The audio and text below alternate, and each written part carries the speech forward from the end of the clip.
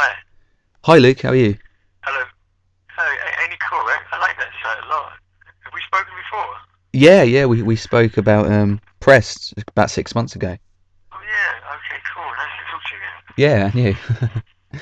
Well, congratulations on Interview with a Hitman. Did you see it yet? Yeah, I saw it yesterday. I really liked it.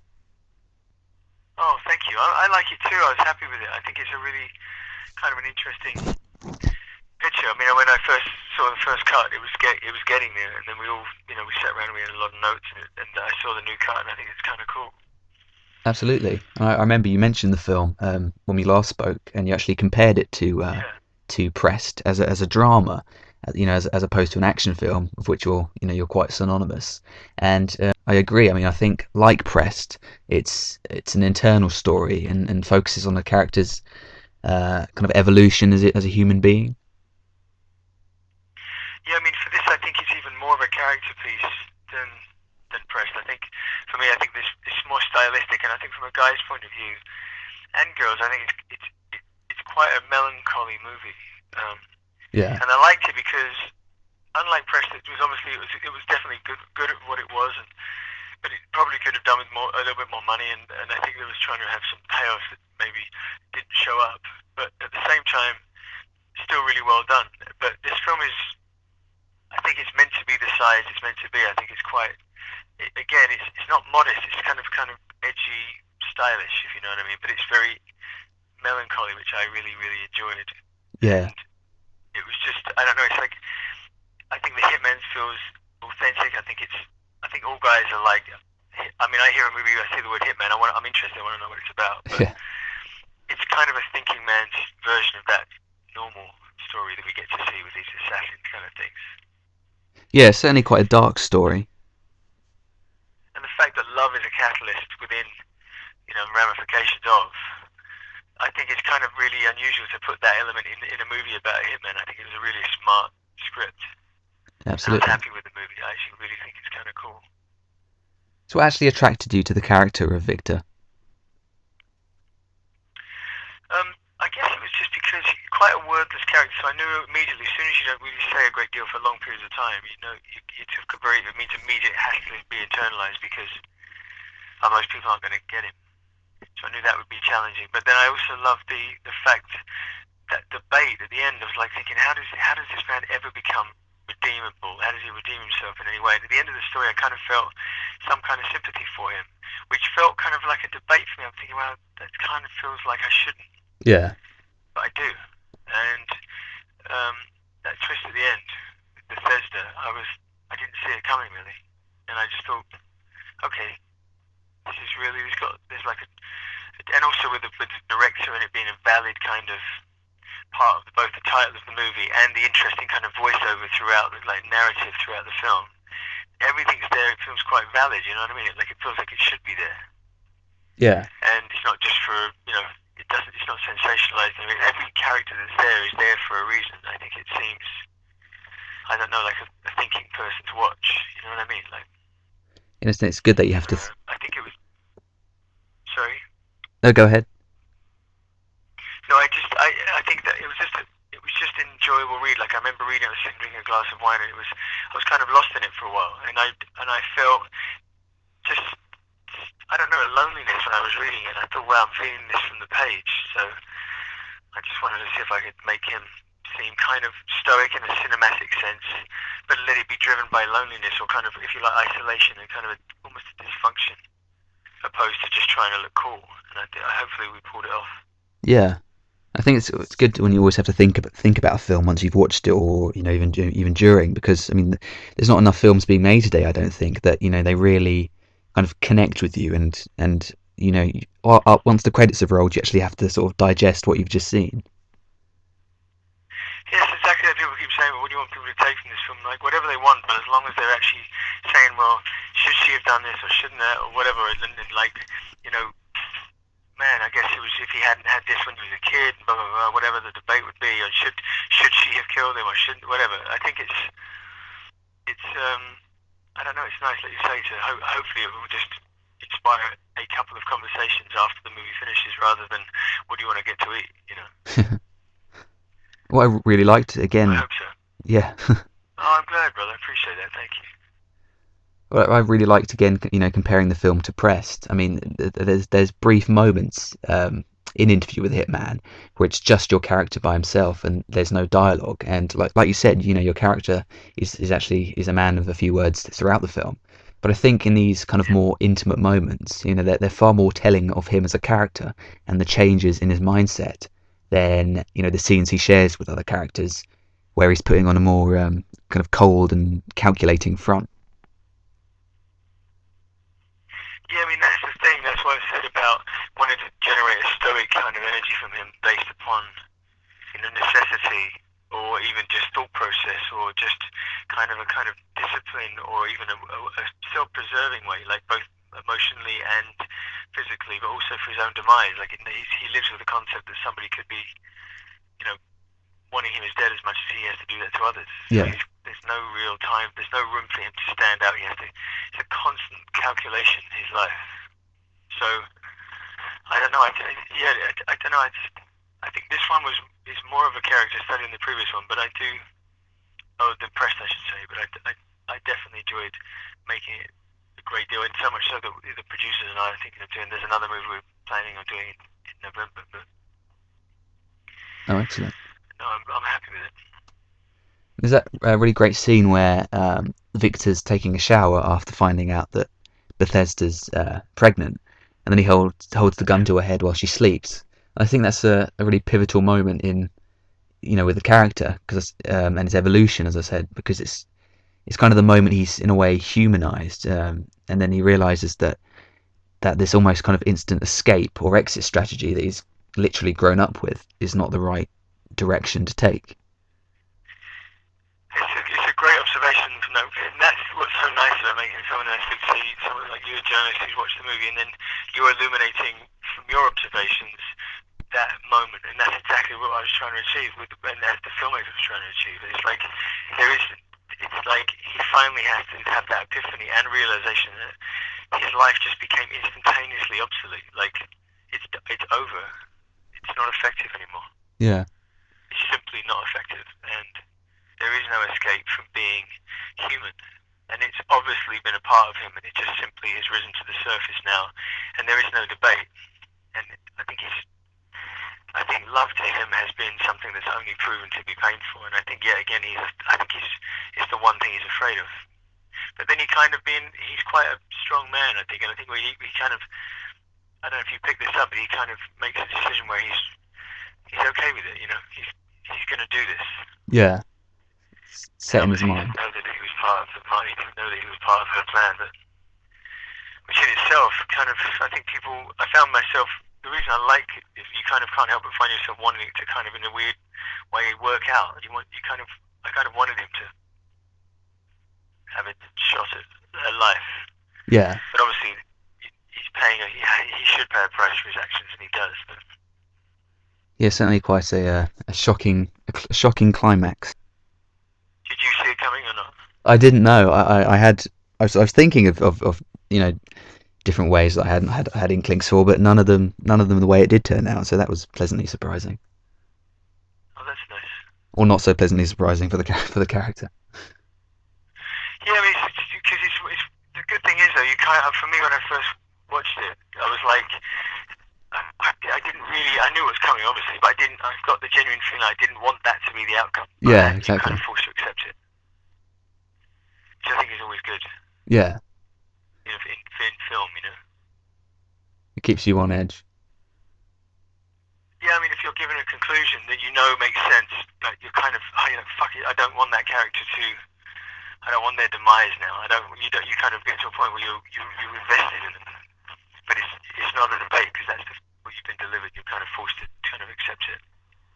Yeah, and I think that's a testament to the script and the performance of that character when you become invested in that character so much that you don't want that you don't want the end to be that way. Right, exactly. So I'm hoping that people feel that way. It's going to be interesting to see, how the film's received. Definitely.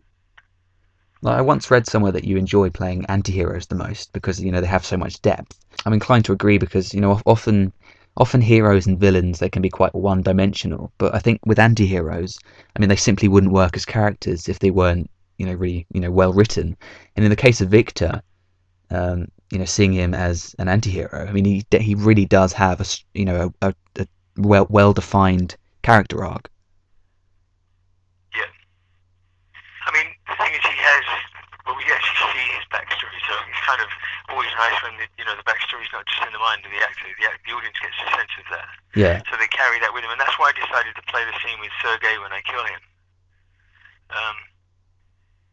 I said to the director, this is, just so you know, this is heartbreaking for me.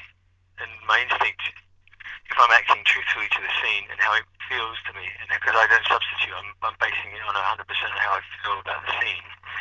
I said, I am devastated by this. I'm devastated by the fact that I would have bet anything that he wouldn't be the one that shows up. He might be asked to, and I'd accept that. And he may come and say, look, I'm going to have to do this at some point, but you've got to get out of town, you've got to go, you've got to get out of here. But to actually just relinquish all kind of courage from his part and come and kill me, or try to come and kill me, what I said is devastating to me. He said, okay. I said, because I want to, and that's why when I cried, when the tears dropping out my face, I said that way when people see me later in the story, they'll know that that's in there. That's what's going on. Yeah. He may look contained, but that's what he carries with him. And thankfully, he was happy with that choice. So Interview with the Hitman, I believe, is only your second British film in your career. Yeah, two now. Two, yeah. So you do a lot of work over in the States and Canada. So what was it like coming back to England for production? It was nice. I mean, I'm at the point in my career where I'm kind of waiting, I guess, for that British kind of work that's out there. And I think what's happening is younger filmmakers that don't really give a shit about the band are like, well, I like him in this film and I like him in that film, I'd like him to be in my film. I think that's what's happening slowly. Where, say, being in a band 15 or 20 years ago is irrelevant. Yeah. But being back now with younger filmmakers in the UK, where I think our talent here is huge, like both on and off screen. We've got some of the best technical crews in the world and wonderful actors. It's just nice being back, and also I've been known here a long time, and I get treated ridiculously nicely. So it was just nice to be in my home country for it will be just a few weeks, but it was still really lovely. I was here for a month, and it was shooting a project here rather than just, normally I'm here occasionally for promotion, but very rarely now. Yeah. And because obviously the studios normally fly people over to the States, but I for many reasons, just saw people, family, filming, just hearing the accent, silly things like that, just hearing people speak with the same accent every day was just a treat. A real treat. It's things that you wouldn't even think about, but when you're away for 10 years, you hear it, it's just something really lovely about it. Yeah, little things. Yeah. So what are your thoughts on the current state of, the British film industry? I'm kind of mildly aggravated about it because I just don't think it's good enough. I don't think the incentives are good enough for filmmakers which are aspiring to do exactly that. I think there's not enough incentives for tax breaks. I don't think there's incentive for the price of like permits and getting permission and the red tape, and whether you need a street blocked off. Like you never get a police officer to do that here because they think it would be below them. Yeah. The truth is, it's like film is. Look at the days of Pinewood when it was huge, and the old British film industry was massive. Oh, yeah. And don't get me wrong, I think we have amazing talent, but I wish we had a bigger presence as far as what's being released right now, because I think, just frustrating, I guess. I just don't think it's assisted by, the government, I guess. But it should be more assisted than it is. It's great to see the film get a theatrical exhibition over here. I mean, last time we discussed, and when I spoke to you in January, I think it was, we discussed the strength of the home entertainment market. But I think it presents I think it presents a really great opportunity for fans of yours in the UK, from who know you best from your musical past, to kind of catch up with your career as an actor. Yeah, I mean, you know how hard it is now to get anything out theatrically. Oh It's yeah. really difficult for non-studio movies, and this is a select release, so I guess they got to go look for it. But at the same time, it's I don't know. I just think it's a, like you say, it is a good opportunity to do that. But I think most of them are fairly aware. But for me, it's more a case of the people that don't have a clue that maybe something like this might be the first thing they see me do, and I'm happy with that. It's still a good introduction either way, you know. Yeah. Open the doors for them to see the rest of your work. Yeah, yeah. I mean, like whether it be the Hellboy stuff or maybe the bigger movies or even some of the funnier ones or whatever. But who knows? It's always nice. Film is great because a film like this, you find yourself suddenly with a demographic that you didn't even have before. Yeah. So I think this is a very much of a. I don't think it's just a boys movie. I think it's just a personal movie. You know what I mean? I don't think it's like a dude flick. I think it's just a kind of a thinking person's flick. And so I don't know if that's accurate. Maybe I'm confused here, but that's how it feels to me. Oh no, I absolutely agree.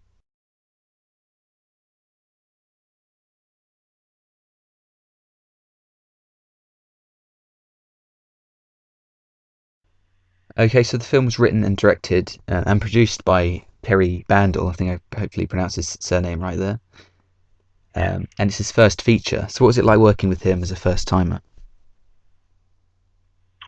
Um, it was good. I mean, he has a definite vision. I mean, working with somebody who wrote it, he's producing it, and he's directing it. So he has a very, very passionate vision, and he's very kind of steadfast in that belief. And I think the trick is just to, I guess, it's graciously as you can, but also as committed as you can. Equally, as an actor, you got to also know that you have some experience to bring to the table, and then find that wonderful kind of meeting point of kind of strong opinions for the for the for the project, like for the better of the project, Yeah, for the betterment of the project. So you say, and and and to try to assist him as much as you can, and be available, and to be present, and to be kind of conscious of maybe ideas and things that might work better, whatever. And I think we found a really good blend. I think at the end of the day, the credit has to go to him because he did write it and he did direct it. So I think he deserves anything that he gets from this. And hopefully, it would lead to you know more work and more opportunities for him because he's the writer and producer of this film, and obviously the director. It's just a great deal of you know contribution right there. So, but first time directors, you always have to. I think you have to keep your eyes open and try to be their ally. I think that's the best way to say it for me. Is just you got to be their ally yeah, and be there for them and try and make it the best it can be, and not strike your ship. Step on your feet. You got to be a team player with a first time director because obviously they've got obviously great deal of talent to be there in the first place, but there's obviously stuff they don't know. yeah. Okay, sure. Adam, do you want to say one thing? It's nice to talk to you again, my friend. Yeah, absolutely. Really great to speak to you again, Luke. Always good speaking. I've got 4 more coming out and some other stuff, so let's make sure we do this regularly. Absolutely. Thanks a Thanks, lot, Adam. I'll Luke. make sure